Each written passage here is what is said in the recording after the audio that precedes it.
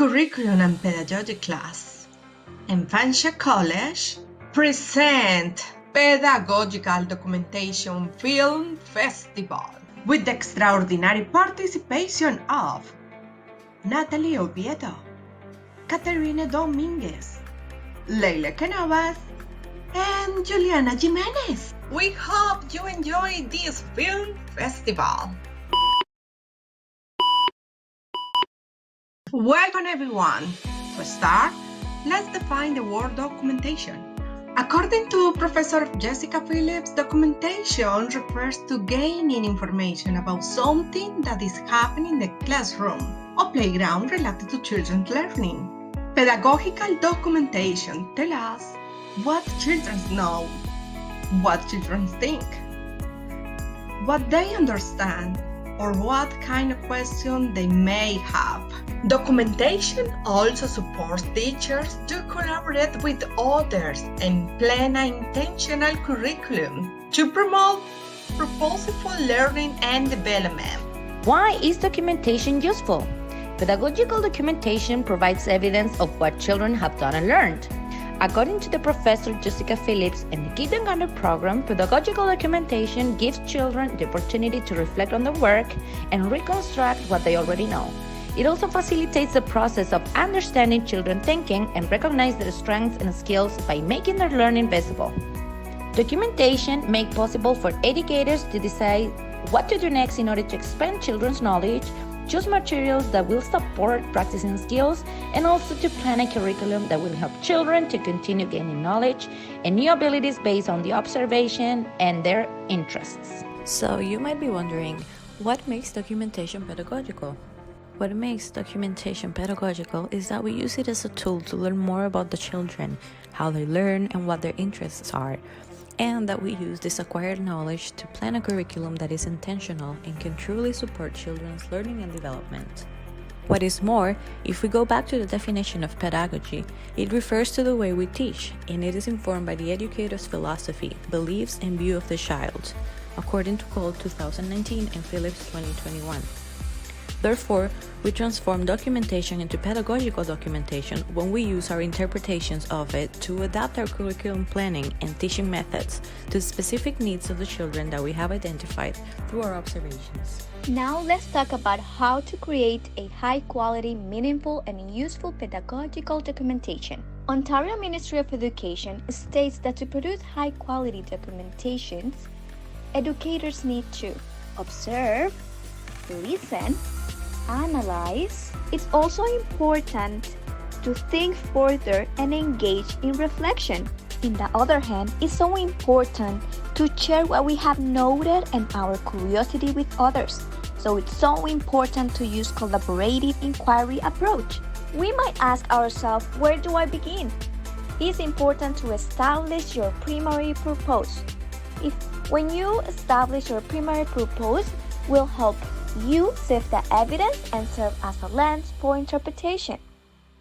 Also, we must include details. It's always useful to include details about the play experience we were documenting. We have to decide and think what method are we using to collect information. Here are some powerful tools. We can use photos, that this is the most common one. We can also use videos, audios, observation notes, and authentic writing. Something to remember, there is no one right way to do it. Ontario Ministry of Education states that the analysis of documentation is used to make intentional, instructional decisions to support students' learning. Educators need to determine the documentation format that works best for them to support the learning of the children in their classroom.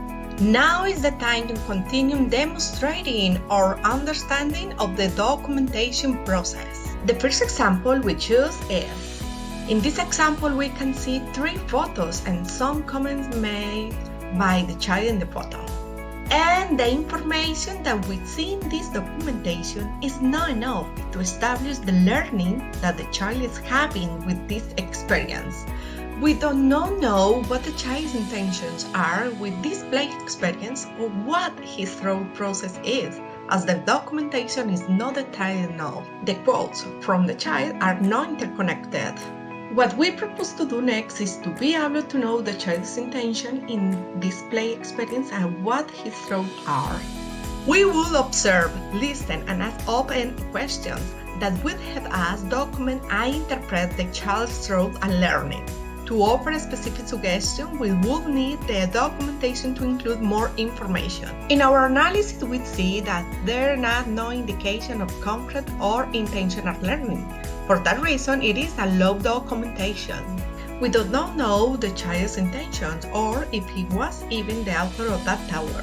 Now, let's analyze the second documentation analysis. In this documentation that we see here, this little girl is learning about emotions.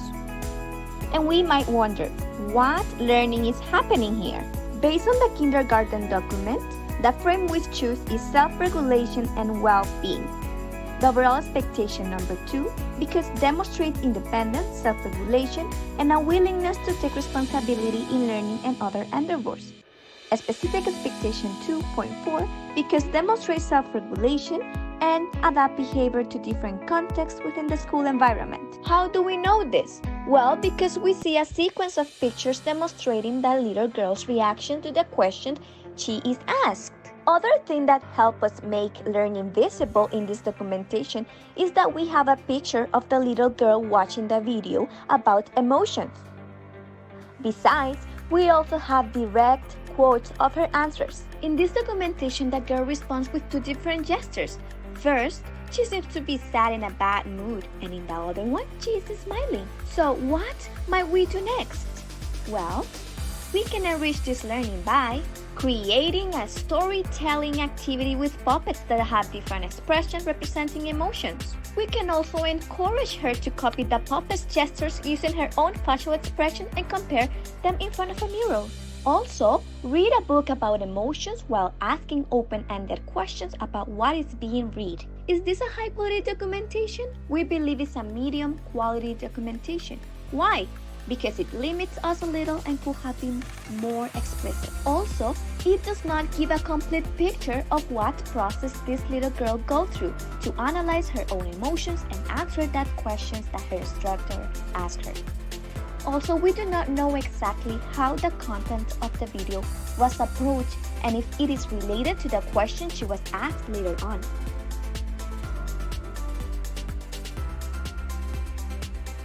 Documentation analysis number 3.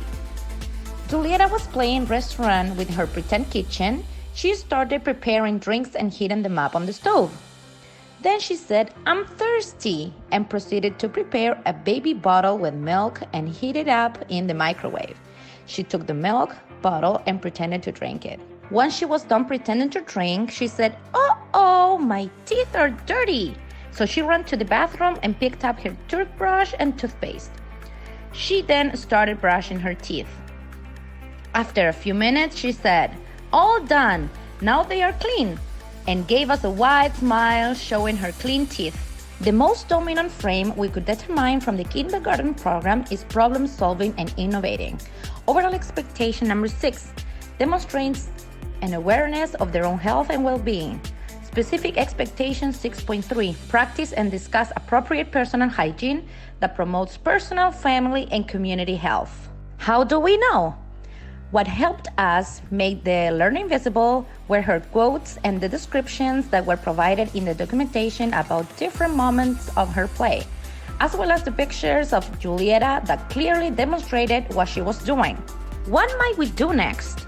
To enrich her learning, we would ask open-ended questions to prompt further analysis and critical thinking, and to gain an insight of how deep her understanding of hygiene and health are. Provide books and short videos about healthy habits and hygiene. Encourage Julieta to practice these habits through the pretend play. Is this high-quality documentation? We believe this is an example of high-quality documentation.